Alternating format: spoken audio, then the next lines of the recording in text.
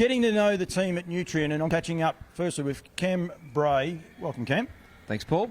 Part of what Nutrien, Equine Standardbreds and Mark Barton and the team are doing. We've got 4 auctioneers working here. We've got Darren McCauley, as well as Mark Barton and Dane Pearce as well. But this is going to be your first time selling with Nutrien, and something that's a little bit different, mate.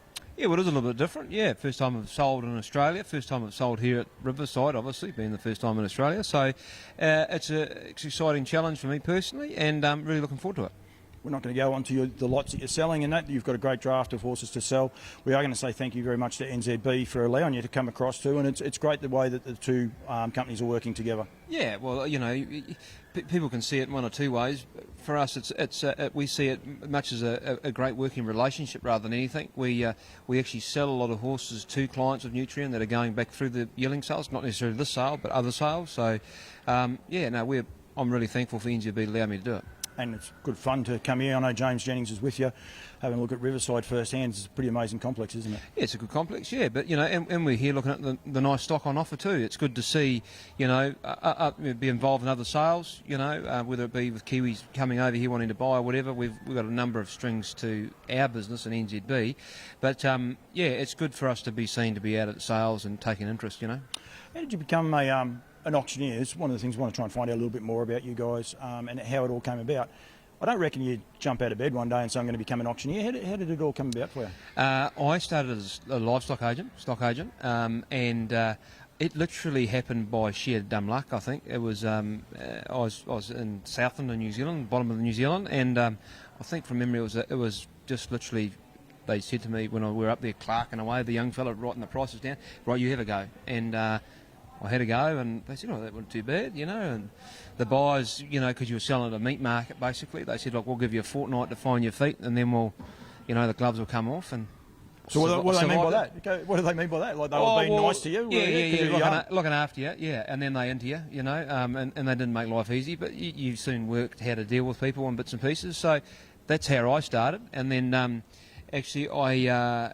through various roles as a stock agent, ended up with the older company that used to do the standardbred sales in New Zealand, PGG Wrightsons, who then subsequently were bought out by NZB. Yeah, so, and previously I think I was actually doing a wee bit of auctioneering for NZB, just at the odd sale and bits and pieces, so yeah, that's how it all sort of come about. How long were you a meat auctioneer or a livestock as such as cattle? Oh, I did that for 10, 12 years, something like that, yeah.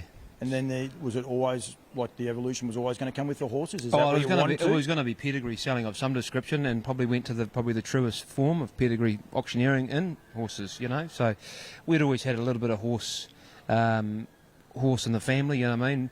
Dad's family, they had a small stud, and Mum's family, they stood as a couple of stallions, raced a number of trotters. So it was sort of always lent that way, I suppose. And that's where your love of harness racing come from? Yeah, it did, yeah. And then as it's grown, I now do both codes, you know. So I sell at the national sale for the thoroughbreds at Karaka as well as the standardbreds, so yeah. Yeah, and you a couple of other things going on as well. Can you remember your first go at the horses? Like you said there before about the meat guys, they said we'll give you a fortnight. Were the horse guys as nice and polite, or was it a little bit more gloves off straight away? Oh, well, it's sort of different sort of selling too when you come to... Because obviously when you're selling animals, there's a predetermined price, really, and you sort of know where you're going to be. With horses, it's reserve auctioneering, and, you know, who knows what's going to happen. You know, might have a reserve of 50 and make 300. You wouldn't know. Yep. You know, it's just the way it is. And that's the way it evolves, isn't it? It's the one thing we see just recently in the sales that... I know there was one person was expecting a horrible sale, and the first horse goes through the ring, and they were jumping for joy. And it's the funniest part about the horse game.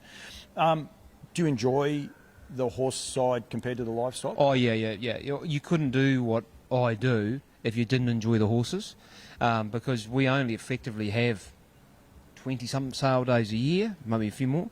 So really, I'm full time and as a standardbred manager in New Zealand.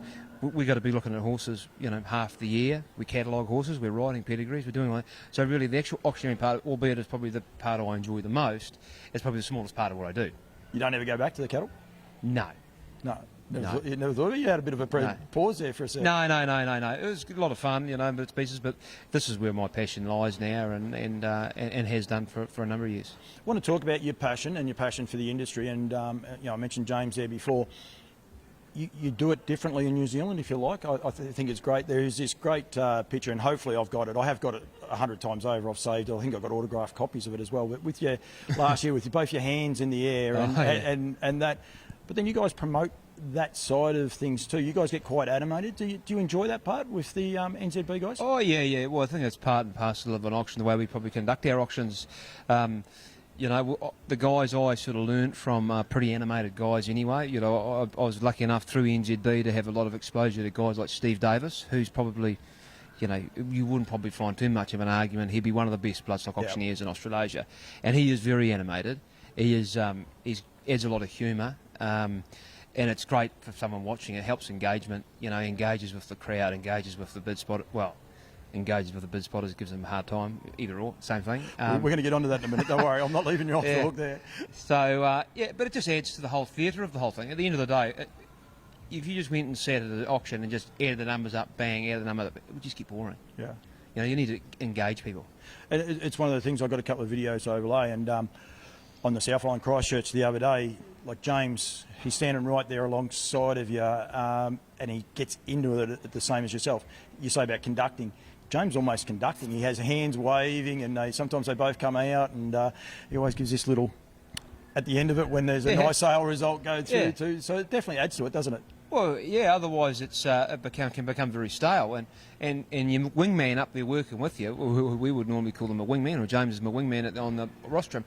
He's as important as I am, because he is, you know, conducting a lot of things around the go, because there's a lot of moving parts when you get into it.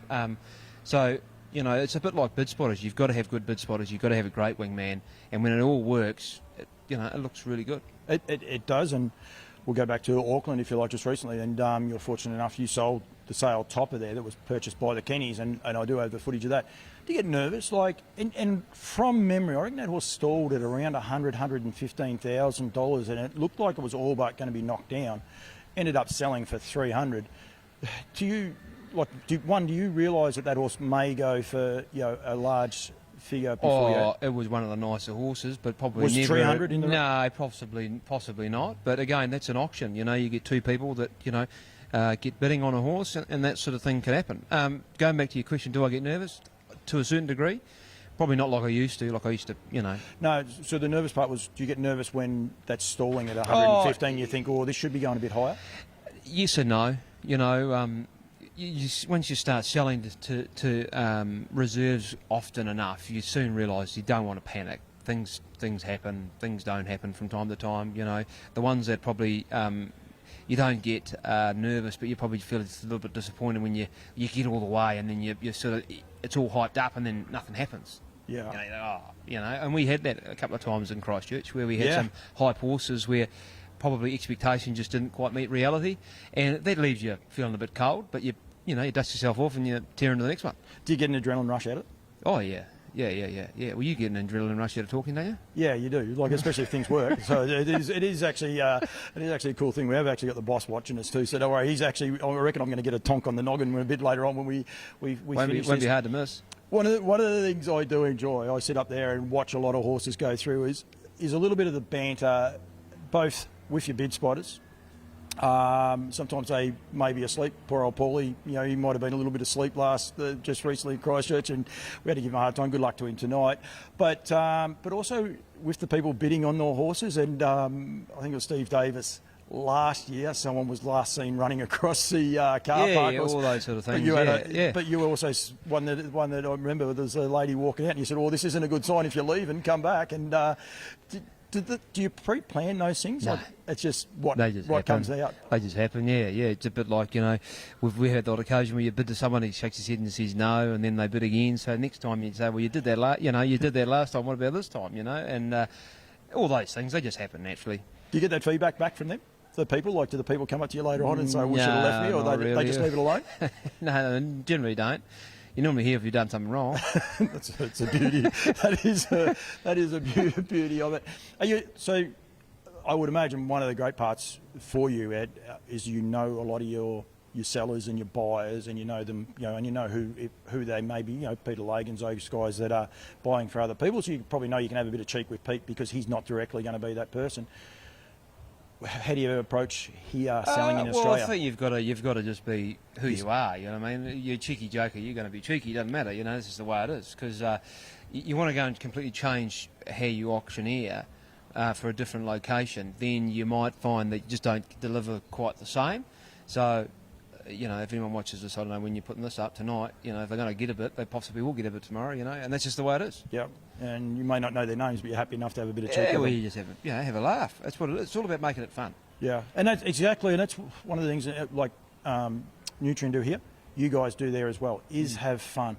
You know, there's a very serious side. There's a lot of people's livelihoods involved in it, but there is also that fun factor, and that's I think what a lot of people forget about the industry. And I think when you start talking big dollars, everyone starts to get a bit quiet. Well, I think people, you've got to realise when there's big money at play, there's, you know, as you say, a lot of people's livelihoods. People get wound up.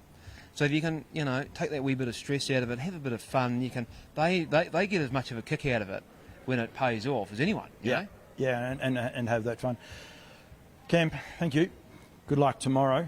This will go up a bit later on, hopefully, if I can get everything, all my ducks in a line and get it put out there. But one, great to have you here. Great to have a little bit of, you know, Australian and New Zealand cross code, if you like. I know a lot of people have been reaching out to you from your New Zealand point of view. They've got New Zealand bloodlines and they want people to expand on them. So that part of it's good. So it's great to have you out here. Thank you very much for joining me, and a huge thank you to NZB Standardbreds as well for getting this all hooked up and worked. You're going to be selling in Melbourne as well, which is super exciting. It's going to be 2 days, so you're going to be there for that extended period. And I encourage people to, you know, they may not by the time Sydney's on, but when you get into Melbourne, come and see you and talk to you. And I'll be out and about. Yeah, and I mean, just even have a chat. They don't have to talk pedigrees and horses. Exactly. Like, so, exactly. No, Cam, thank you very much for joining us. This is just a brief one about getting to know the auctioneers and who they are. As I said, I'm going to catch up with Dane Pearce in Queensland. And Macca, we'll catch up with Macca before Melbourne and get a little bit more of the behind the scenes, mate. But thank you very much for joining me. Good luck, buddy. Thanks, Paul.